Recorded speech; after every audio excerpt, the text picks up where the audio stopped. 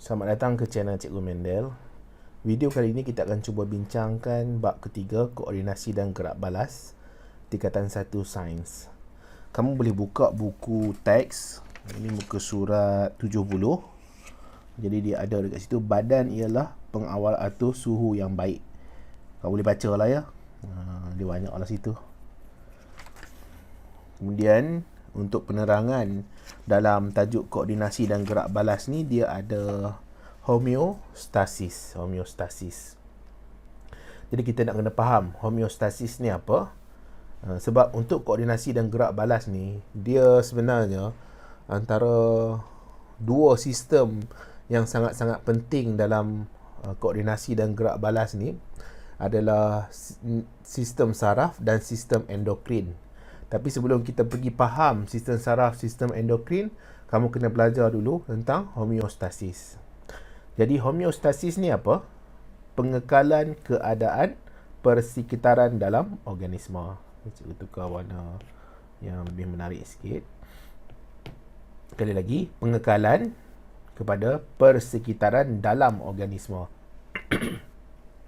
Jadi maksudnya dalam badan kita ni, dia akan ada satu sistem, satu keadaan di mana dia akan sedaya upaya untuk pastikan keadaan dia kekal, keadaan dia stabil dan kekal. Dia tak nak ada perubahan. Contohnya suhu badan. Dia tak nak suhu badan tu meningkat ataupun menurun. Dia tak nak. Dia kena pastikan suhu badan pada 36.9 degree Celsius, darjah Celsius. Jadi kalau meningkat atau menurun, dia akan memberi masalah kepada sistem yang ada dalam badan. Jadi tubuh badan akan cuba atasi masalah kalau suhu badan tu naik atau suhu badan tu turun. Ataupun kuantiti air. Jadi air dalam darah tu kemungkinan dia tinggi atau dia rendah. Jadi dia tak nak suhu badan, dia tak nak dalam keadaan macam tu. Dia nak pastikan kuantiti air dalam darah tu mesti dalam keadaan yang stabil, dalam keadaan yang sepatutnya. Dia tak boleh terlalu tinggi sangat, tak boleh rendah sangat. Dia kena keadaan yang sepatutnya. Boleh ya? Dia nak kekalkan keadaan dalam persekitaran badan ni. Jadi dia tak nak badan tu berubah daripada keadaan yang sepatutnya. Kalau suhu badan 36.9 darjah Celsius, mesti 36.9 darjah Celsius. Tak boleh lebih daripada tu, tak boleh kurang daripada tu. Jadi kalau kurang ke lebih ke, ada masalah ke, dia akan bekerja keras untuk baik pulih balik. Okay? Itu kita panggil sebagai homeostasis. Jadi contoh yang ada dalam buku ni yang kemungkinan kamu nak kena faham kan, kita ada suhu. Jadi tubuh badan akan cuba pastikan suhu dalam keadaan yang stabil, keadaan yang sepatutnya, tak tinggi, tak rendah, pada keadaan yang sepatutnya. Kita ada air, pH. pH ni keasidan lah. Keasidan, kealkalian, sama ada darah lah selalunya. Darah tu akan alkali ataupun asid. Dia kena pastikan dalam keadaannya, tubuh badan tu dia perlu dalam keadaan yang macam mana. Kemudian tekanan darah. Sama juga, tekanan darah ni tak boleh tinggi, tak boleh rendah. Dia akan sedaya upaya cuba untuk pastikan dalam keadaan tekanan yang stabil untuk badan. Ya. Kemudian badan akan terus kekal seimbang dan stabil. Jadi dengan usaha tubuh badan tu untuk pastikan suhu dia pada sepatutnya, kuantiti air pada sepatutnya, pH darah tu dalam keadaan sepatutnya, tekanan darah pun sama, dia akan menyebabkan keseimbangan dalam badan dan kestabilan. Dan kita manusia ni, bila homeostasis ni berlaku, untuk pastikan semua benda ni berada pada tempat yang sepatutnya, berada pada keadaan yang sepatutnya, kita akan rasa sihat lah. Okay? Jadi kita tak ada masalah, kita rasa sihat, kita rasa selesa. Tapi kalau sesuatu yang berlaku dekat homeostasis ni, yang menyebabkan dia tak boleh nak kekalkan persekitaran dalam organisma, itu yang kita akan sakit. Kita akan rasa tak selesa, kita rasa penat, kita rasa letih. Sebab ada sesuatu berlaku yang menyebabkan dia ganggu homeostasis. Sebab apa? Sepatutnya tubuh badan tu dia boleh baik pulih. Kalau suhu tinggi, dia boleh rendahkan. Kalau suhu rendah, dia boleh tinggikan. Tapi, kalau dia tak boleh nak jalankan fungsi dia. Jadi, sesuatu berlaku di situ yang menyebabkan orang tu tak boleh nak baik pulih balik sistem dia. Tapi yang paling penting sekali kamu nak kena faham sekarang ni, homeostasis ni adalah Macam mana tubuh badan ni nak kekalkan persekitaran dalam dia. Faham masuk perkataan kekal? Okey? Kekal. Maksudnya tak nak berubah lah. Kalau contohnya kamu duduk dekat Perlis. Jadi kamu nak duduk kat Perlis, kamu tak nak pindah tempat lain. Kamu suka duduk kat situ, kamu selesa. Jadi tak mau pindah tempat lain. Okey? Contohlah, itu contoh. Sebab tu kita ada kawal atur. Jadi tubuh badan ni akan ada kawal atur untuk dia pastikan semua benda-benda yang faktor-faktor yang mempengaruhi manusia tu dalam keadaan yang stabil. Ini kita ada contoh, iaitu kawal atur air. Mana kawal atur air? Ni muka surat 74 dan 75. Kamu boleh tengoklah muka surat 74 dan 75.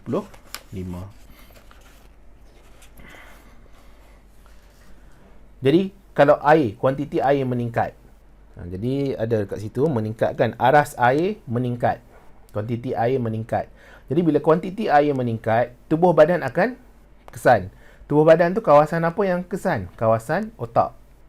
Jadi otak ni akan kesan. Cikgu besarkan kawasan ni, otak akan kesan. Kemudian apa berlaku? Yang pertama, otak akan kesan. Besar sangat pula. Otak akan kesan. Kedua, otak akan rembes hormon. Jadi bahagian otak tu akan rembes hormon. Hormon ni apa? Hormon ni adalah maklumat kimia. Jadi dia ada dua jenis maklumat yang dihantar oleh tubuh badan. Jadi maksudnya otak tu dia nak kawal tubuh badan kita macam mana, dia boleh hantar maklumat melalui elektrik ataupun dipanggil sebagai impas saraf. Okey, cikgu tulis kat sini impas saraf. Jadi maklumat dalam keadaan elektrik. Maklumat elektrik. Seolah-olah macam arahan lah. Arahan. Apa tubuh badan nak buat? Apa tubuh badan kena lakukan? Dia akan dapat maklumat daripada otak. Jadi, otak sekarang ni dia kesan bahawa ada peningkatan aras air. Jadi dia akan hasilkan hormon. Hormon ni pula adalah maklumat dalam bahan kimia. Jadi maksudnya dia nak arahkan sesuatu, organ tu nak bekerja ke tak bekerja, dia hasilkan bahan kimia ni untuk pergi dekat organ tu, bagi tahu kat organ tu kamu kena buat apa. Boleh tak? Okey. Jadi dia adalah maklumat bahan kimia. Yang impas saraf ni maklumat dalam bahan elektrik. Jadi maklumat elektrik ni dia akan bergerak lah. Tapi kita tak nak cerita tentang elektrik ni. Kita nak cerita tentang bahan kimia yang dihasilkan oleh otak untuk dia pergi hantar ke organ sasaran dia, supaya dia bagi tahu kat organ sasaran dia, kamu kena buat macam ni, supaya aras normal, aras air normal balik. Jadi otak akan hasilkan hormon. Rembes tu maksudnya apa? Rembes tu maksudnya dia hasilkan, dia keluarkan. Hasil dan keluar. Hormon pergi ke ginjal. Nampak tak? Sekarang ni hormon tu maklumat dalam bentuk bahan kimia kan? Jadi dia masuk ke salur darah. Salur darah. Maksud salur darah tu apa? Salur darah tu yang membawa darah. Dia jalan raya membawa darah. Jadi, hormon ni masuk ke salur darah, kemudian dia akan bergerak pergi ke ginjal. Ginjal ni apa? Ginjal ni buah pinggang. Buah pinggang. Kat buah pinggang ni apa yang berlaku kat buah pinggang? Pembentukan air kencing. Kamu kencing setiap hari kan? Kadang-kadang pagi subuh bangun, antara perkara pertama dulu buat kencing. Jadi air kencing.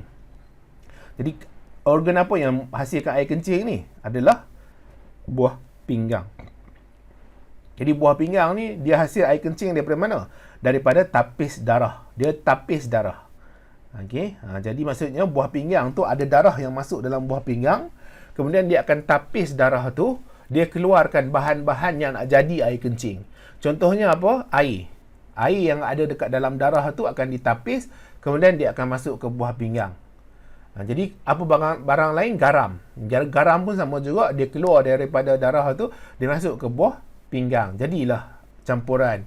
Air kencing tu ada garam, ada air, ada bahan-bahan lain lah. Cikgu tak nak cerita lanjut sangat. Benda tu tengok pening kepala.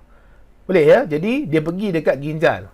Sebab apa dia dekat ginjal tu? Untuk buat air kencing.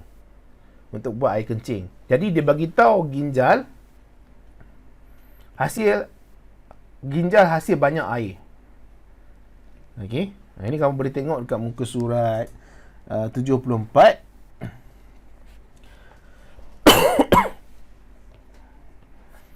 Jadi ginjal akan tapis lagi banyak air dekat dalam darah. Sebab apa? Sebab suhu air meningkat ni. Aras air meningkat. Jadi bila aras air meningkat, dia tak nak air banyak sangat dalam darah. Jadi tak nak, dia nak kena buang air-air yang berlebihan ni. Air tahu tak air apa? Air yang kita minum tu lah. Tubuh badan ni dapat air macam mana? Daripada proses kita minum. Kan? Kamu pergi dekat dapur kamu tu ada peti sejuk, dalam tu ada air, kamu minum air. Kemudian air ni dapat daripada mana lagi? Dapat daripada makanan. Kamu makan sup kan, sup ayam. Sup ayam tu nak buat macam mana? Guna air. Kamu makanlah sup ayam tu. Hidup sup ayam tu. Jadi air masuk dalam badan. Kemudian dia dah masuk dalam badan, kemudian tubuh badan akan serap air tu masuk salur darah. Jadi dia akan bercampur dengan darah. Jadi darah tu akan bawa air tu, antara tempat dia bawa adalah buah pinggang. Jadi kat buah pinggang tu nanti akan ada serapan air. Dia akan serap air untuk jadi air kencing. Jadi sekarang ni otak pergi nak bagi tahu kat ginjal, suruh hasil banyak air kencing. Jadi dia akan serap banyak lah. Kat darah tu air dia akan masuk ke dalam buah pinggang tu untuk jadi air kencing. Jadi air kencing tu akan meningkat. Jadi dia akan hasil banyak air kencing. Jadi air dalam badan pun menurun. Okey ya. Cikgu harap kamu faham lah. Kemudian kalau air menurun. Air menurun ni sebab apa? Sebab kamu jalankan aktiviti lasak. Kan? Kamu berlari. Berlari 20 km, 30 km. Ada apa yang lari-lari ni ya? Larian umum ke, tak tahulah cikgu. Kamu berlari lah. Lari untuk ada pertandingan ke, menyebabkan kamu kena lari jauh, berjam-jam kamu kena lari. Jadi bila berjam-jam kamu berpeluh banyak. Bila berpeluh banyak, otak akan kesan. Sebab apabila kamu peluh, kamu hilang air itu melalui kulit kamu. Jadi darah sekarang ni akan kurang kuantiti air. Dia punya paras air dekat darah tu akan kurang. Jadi otak akan kesan benda ni. Bila otak kesan, otak akan rangsang untuk rembes hormon juga. Jadi hormon ni akan pergi ke mana? Pergi ke ginjal lah. Ginjal hasil air kencing. Jadi dia akan bagi tahu kat ginjal, suruh serap balik air yang kat air kencing tu. Jadi maksudnya air kencing tu walaupun dah jadi air kencing, dia boleh serap balik. Nah, ambil balik air yang kencing tu. Air kencing yang dah jadi tu. Ambil balik air yang ada kat situ. Jadi air kencing tu sekarang ni dah berkurang lah. Sebab apa? Tubuh badan ambil balik air yang dalam air kencing tu. Jadi air tu akan berkurang.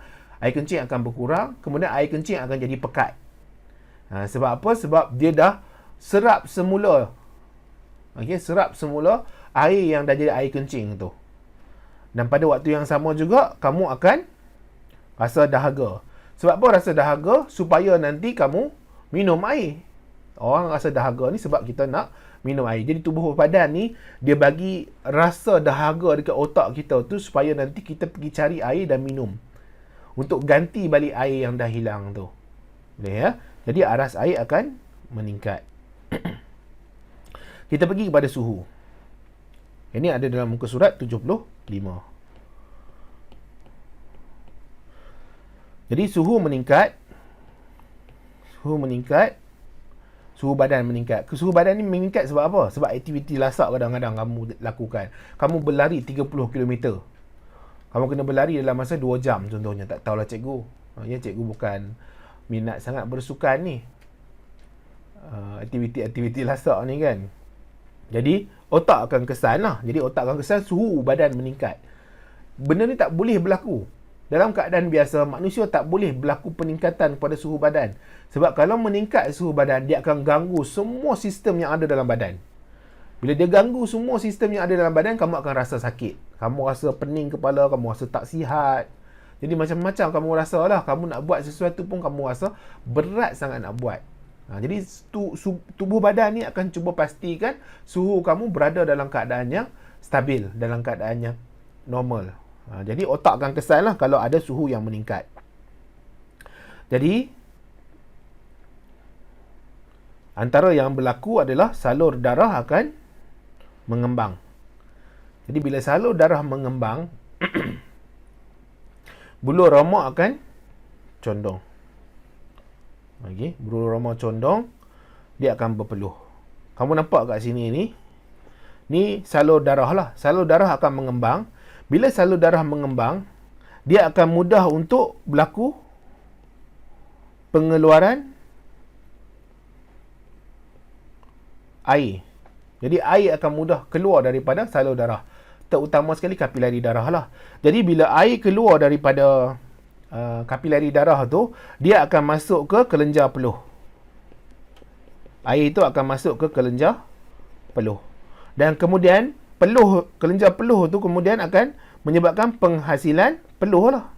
Jadi peluh keluar. Sebab apa kelenjar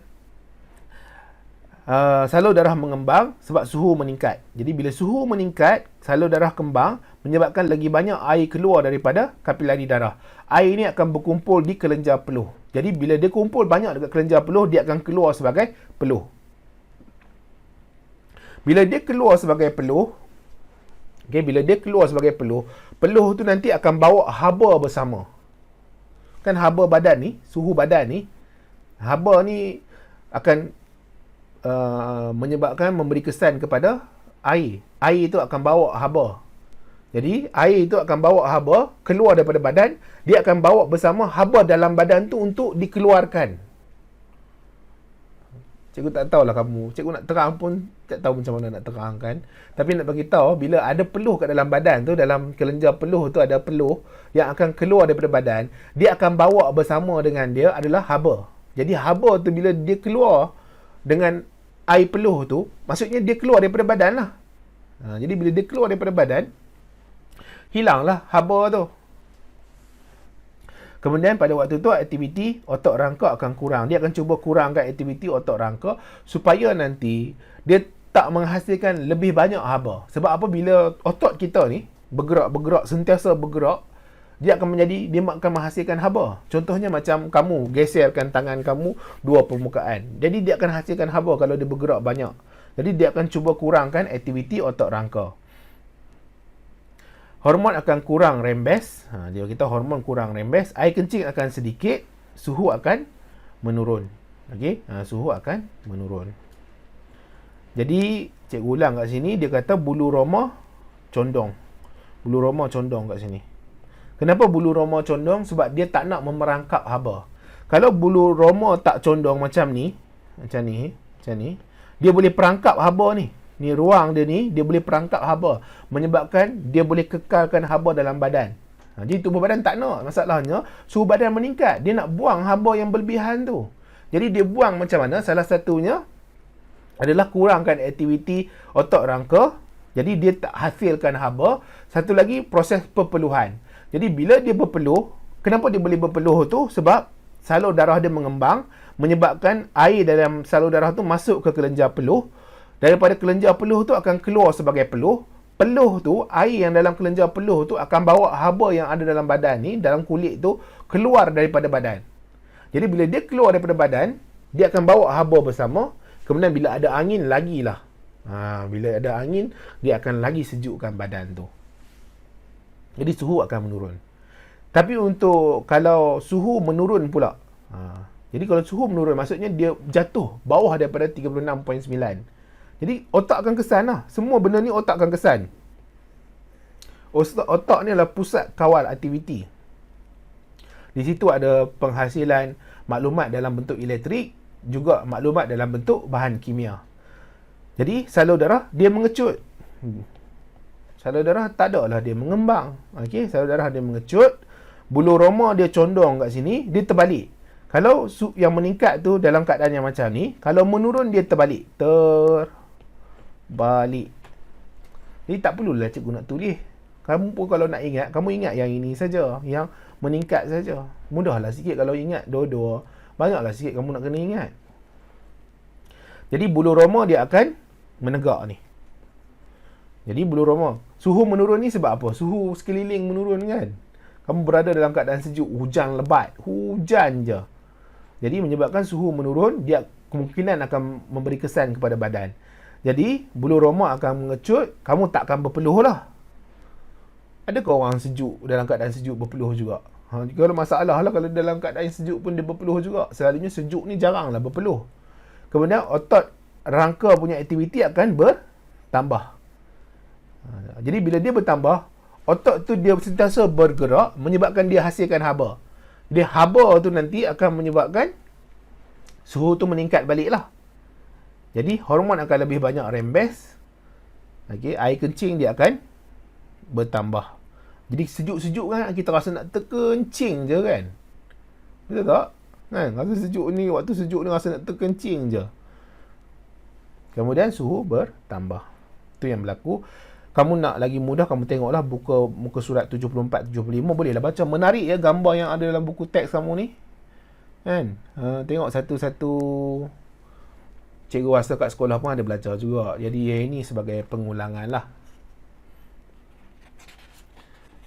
Jadi kemudian kita pergi kepada haiwan. Homeostasis dalam haiwan.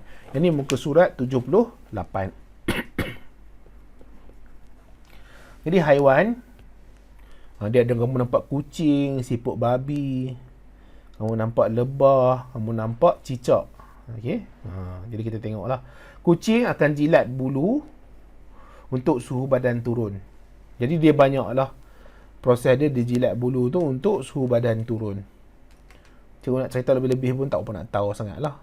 Tapi dalam buku teks ni dia beritahu dia jilat bulu di badan supaya suhu badan saya berkurangan, dia tulis itu.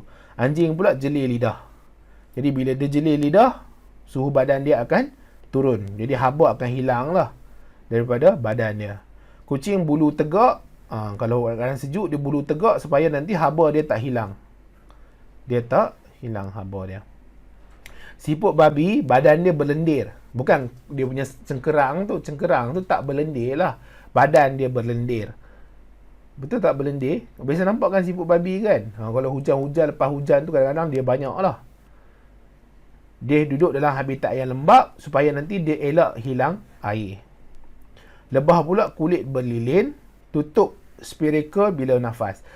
Kalau manusia, kita bernafas melalui hidung. Kita ada hidung dekat kepala kita, kat muka kita tu ada hidung. Tapi untuk serangga, contohnya lebah, dia bernafas melalui spiracle. Jadi spiracle ni akan tutup supaya elak hilang air. Kemudian kita ada cicak. Cicak ni ada aktiviti pada waktu sejuk. Jadi aktiviti waktu sejuk dia, aktiviti dia perlahan. Dia pun malas nak buat apa, macam manusia jugalah. Kalau kat sekolah tu hari hujan tu semua orang rasa malas aja kan. Tambah kipas, lepas tu cuaca redup. Malas rasanya. Rasa nak tidur je semua orang. Kemudian waktu tu fungsi otak perlahan. Ni untuk cicak lah. Bergerak perlahan, kadar metabolisme rendah, suhu badan akan turun. Jadi cicak ni dia akan ikut lah. Okay. Keadaan sekeliling. Kalau cuaca panas, jantung berdegup cepat, bergerak pantas, kadar metabolisme cepat, suhu badan meningkat. Kemudian kita ada tumbuhan. Tumbuhan air hilang melalui proses transpirasi. Ada dua perkataan hilang ni. Okay. Melalui proses transpirasi. Jadi transpirasi ni air hilang lah. Dia hilang air. Air di daun bertukar menjadi wap melalui stoma. Kita dah belajar bab sebelum ni tentang stoma. Jadi cikgu tak nak lukis balik lah tentang benda tu. Jadi nak beritahu stoma ni akan terbuka waktu siang. Sebab apa? Sebab dia nak membenarkan karbon dioksida dan oksigen keluar daripada daun. Dia akan tertutup waktu malam.